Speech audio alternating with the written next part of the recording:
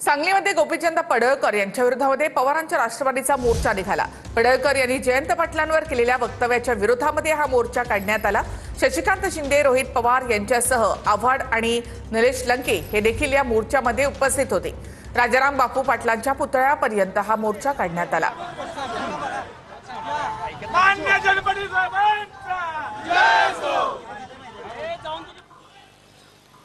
याच ठिकाणी याच्या आधी अनेक सभा आपण सर्वांनी बघितल्या असतील।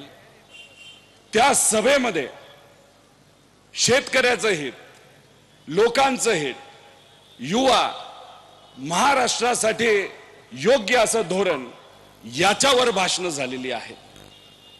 आणि याच पवित्र भूमीमध्ये आपण आज सर्वजण तोच विचार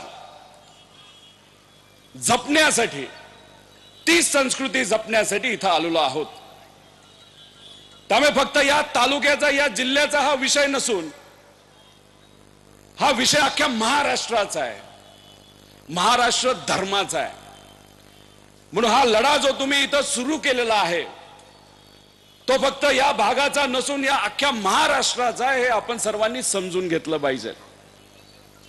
अनेक नेते इथं उपस्थित आहेत, आमचे अध्यक्ष आहेत, आजी खासदार, माजी खासदार, आजी आमदार, माजी आमदार, माजी मंत्री, सामाजिक कार्यकर्ते, पदाधिकारी, माता भगिनी, पत्रकार, माझ्यानंतर अनेक लोक बोलणार आहेत। फक्त मी आपल्या सर्वांना एवढंच सांगणार आहे, विचार हे आपल्या सर्वांना जपावे लागतात।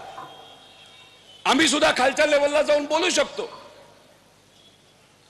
जिथं पाहिजे तिथं आम्ही आक्रमक बोलतो, पण आम्ही राजकारणाची नाही तर शब्दाची पातळी कधी सोडून बोलत नसतो। काही दिवसांपूर्वी माझा एक व्हिडिओ तुम्ही सर्वांनी बघितला।